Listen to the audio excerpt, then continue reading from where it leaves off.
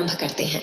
माता पार्वती भगवान शिव से कहती हैं, हे देवों के देव महादेव, यह कौन सी लीला पृथ्वी लोक पर हो रही है जिसे देखकर मैं अचंभित हो रही हूँ।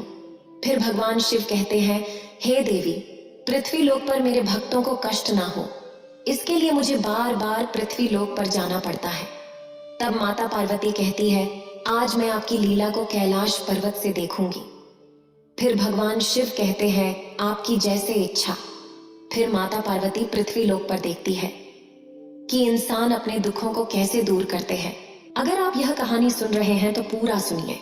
इस कथा को आधा अधूरा छोड़कर जाने की गलती मत करिएगा, क्योंकि इस पवित्र कथा को पूरा सुनने से मन चाहा फल की प्राप्ति होगी।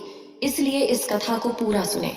आप शिव भक्त हैं तो भोलेनाथ का अनादर ना करें।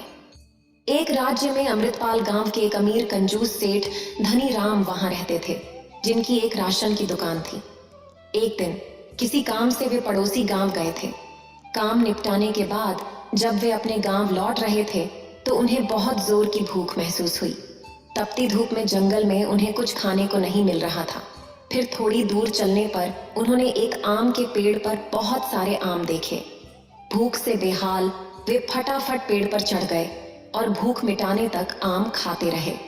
लेकिन जब उनका पेट भर गया और वे नीचे देखने लगे तो उन्हें चक्कर आ गए। हे प्रभु, मुझे कैसे पता नहीं चला कि मैं कब इस ऊंचे पेड़ पर चढ़ गया। फिर उन्होंने डर को दूर करने के लिए राम का नाम जपना शुरू किया। बहुत साहस जुटाकर वे एक पैर नीचे रखते और बोलते, राम राम राम। फिर थोड़ा और नीचे उतरते और फिर दोहराते, राम राम राम। जब उन्होंने तीसरा पैर नीचे रखा तो उनका पैर फिसलने लगा और वे तुरंत बोले, मरा मरा मारा मरा। फिर धनी राम ने भगवान शिव को याद करते हुए कहा, हे भगवान, भूख में मैं कब नीचे से ऊपर आ गया, मुझे तो खबर ही नहीं हुई। अब तो आप ही मुझे जल्दी से नीचे उतारें प्रभु, मुझे ऊंचाई से बहुत डर लगता है। अब आप मुझे नीचे उतारें या फिर मुझे इतनी हिम्मत दें कि मैं खुद ही नीचे उतर सकूं। इसके बाद वे थोड़ा और नीचे उतरे और बोलने लगे, हे भोलेनाथ, यदि आप मेरी सहायता करें और मुझे नीचे उतारें तो मैं आपके मंदिर में जाकर 100 नारियल चढ़ाऊंगा। फिर जब वह थोड़ा और नीचे उतरा, कहा, नाथ, यदि आप मेरी मदद करें तो मैं 50 नारियल लेकर मंदिर में चढ़ाऊंगा। इस प्रकार वह और नीचे उतरा और फिर बोला, हे प्रभु, मुझे बस थोड़ा और नीचे उतार दीजिए। मैं 10 नारियल चढ़ाऊंगा और 5 ब्राह्मणों को घर बुलाकर 56 भोग लगाऊंगा। जब जमीन बस थोड़ी ही दूर रह गई तो उसने कहा, हे भोरनाथ, अब मुझे सुरक्षित जमीन पर उतार दीजिए तो मैं आपके मंदिर में आकर एक नारियल और एक ब्राह्मण को सात्विक भोजन कराऊंगा। और जब यह सब धरती पर हो रहा था तो कैलाश पर बैठे भोलेनाथ यह सब देख रहे थे। नारद मुनि भी उनके साथ थे। नारद मुनि ने भोलेनाथ से कहा, नारायण नारायण, यह सेठ धनी राम कितना स्वार्थी है। जैसे जैसे उसकी जिंदगी में मुश्किलें बढ़ती जाती हैं वह उतना ही दब जाता है, और जब उसकी परेशानियां कम होती हैं तो वह उतना ही ज्यादा जिद्दी हो जाता है। और तो और उसने कंजूसी में भी सारी हदें पार कर दी हैं।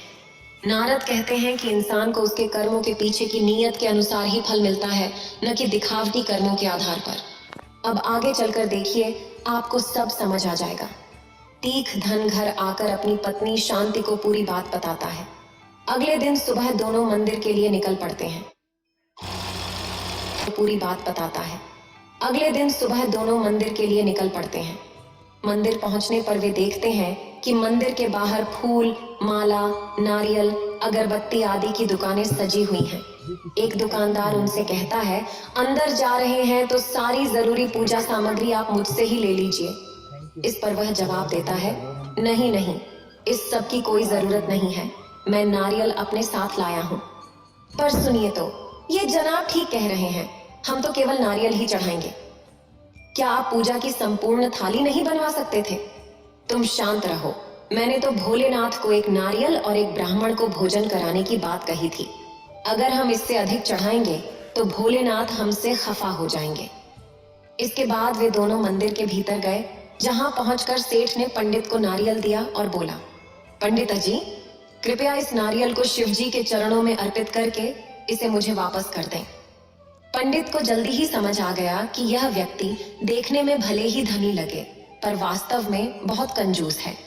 पंडित जी इसी सोच में डूबे थे कि तभी सेठ धनी राम ने उनसे कहा, पंडित जी, कृपा करके आप कल मेरे घर भोजन के लिए आइए। जो एक नारियल भगवान को चढ़ाकर वापस ले लेते हैं, वह एक ब्राह्मण को कैसा भोजन कराएगा? वैसे आप कितना भोजन करते हैं पंडित जी? बस थोड़े से चावल, 2 रोटियां, 1 गिलास दूध और हाँ, 1-2 फल, बस इतना ही। यह सुनकर सेठ धनी राम बहुत प्रसन्न हुआ कि अच्छा है, ज्यादा खर्चा नहीं आएगा, थोड़े से पैसे में काम हो जाएगा। धनी राम अपनी पत्नी शांति के साथ वहां से चला गया। अगले दिन पंडित जी उनके घर आए। पंडित जी नमस्ते, आइए ना। अरे शांति, देखो पंडित जी आ गए, उनके लिए खाना लगा दो। शांति ने खाना पंडित जी के सामने रख दिया।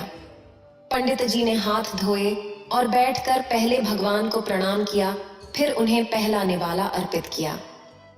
फिर वे खाने लगे। जब उन्होंने 2 रोटियां खा ली तो शांति ने पूछा, पंडित जी, आपके लिए और रोटी लाऊं? शांति, तुम पंडित जी का पेट क्यों खराब करना चाहती हो? कल ही तो उन्होंने कहा था कि उनका पेट 2 रोटियों से भर जाता है, तो फिर जबरदस्ती क्यों? पंडित जी तो और रोटी खाना चाहते थे, पर धनी राम की बात सुनकर उन्होंने और रोटी नहीं ली। खाने के बाद शांति ने सेब और केला लाकर पंडित जी को दिया और पूछा, पंडित जी, मैं आपके लिए कुछ और फल लाऊं? अरे नहीं शांति, तुम क्या कर रही हो? क्या तुम भूल गई हो? कल पंडित जी ने कहा था कि वे सिर्फ 2 फल ही खाते हैं। इसके पश्चात शांति ने पंडित जी को दूध का 1 गिलास थमाया। दूध पी लेने के बाद पंडित जी ने उन दोनों को आशीर्वाद दिया और वहां से विदा ली। यद्यपि पंडित जी ने वहां केवल आधा पेट भोजन किया था। कैलाश पर्वत पर विराजमान नारद मुनि और भगवान शिव यह सब देख रहे थे। तभी नारद मुनि ने कहा, नारायण नारायण, हे भोलेनाथ, इस धनी सेठ की कंजूसी की सीमा तो नहीं है। यह तो बहुत कुछ कमाते हैं, परंतु वह सारा धन केवल अपने खजाने में ही संचित करते हैं। इनमें इतनी भी सामर्थ्य नहीं है कि किसी को पेट भर भोजन करा सके। न तो ये कभी किसी भूखे को भोजन कराते हैं, न भिखारियों को दान देते हैं और न ही मंदिर में चढ़ावा चढ़ाते हैं। मैंने सुना है कि अच्छाई के साथ अच्छा और बुराई के साथ बुरा होता है, लेकिन आज मैं भी इस कंजूस सेठ को उसके कर्मों का फल पाते देखना चाहता हूँ। यह तो संसार का नियम है, जैसा कर्म करेगा वैसा फल पाएगा। क्या इसमें कुछ बदलाव होगा? इसी तरह कुछ दिन बीत गए। एक दिन जब सेठ धनी राम अपने काम पर जा रहे थे, तभी डाकू राका, जो साधु का वेश धरे हुए था, उनके घर की दहलीज पर आकर भीख मांगने लगा। उसने कहा, तभी डाकू राका, जो साधु का वेश धरे हुए था, उनके घर की दहलीज पर आकर भीख मांगने लगा। उसने कहा, जो कुछ देगा उसका भी भला और जो नहीं देगा उसका भी भला। इसी दौरान शांति बाहर आई और बोली, साधु महाराज, मैं कई वर्षों से अपनी सुनी गोद लिए फिर रही हूँ। मेरा घर बच्चों की किलकारियों से वंचित है। हमने हर संभव उपाय कर लिया है, पर कोई लाभ नहीं हुआ। कृपया आप ही कोई मार्ग दिखाएं। साधु ने जवाब दिया, तुम्हें किसी साधु को 5 किलो सोना, 2 किलो चांदी और साल भर का राशन दान करना होगा, तभी तुम्हें संतान की प्राप्ति होगी। संतान की चाह में शांति ने अपने गहने, चांदी और पैसे एक बैग में भरकर साधु के सामने रख दिए और कहा, महाराज, आप एक साधु हैं, ये सभी दान स्वीकार करें और हमें आशीर्वाद दें कि हमें एक बच्चा हो। उस चोर ने साधु का रूप धरकर झट से वह बैग उठा लिया और फिर वहां से चंपत हो गया। जब रात को सेठ धनी राम घर लौटे तो उन्होंने शांति को एक घटना सुनाई। आज जब मैं दुकान से वापस आ रहा था तो मैंने 2 चोरों को बातें करते सुना। वे खुश होकर कह रहे थे कि अमृतपाल गांव में आज की लूट बहुत मजेदार रही। पता नहीं उन लुटेरों ने किसका सामान लूटा है।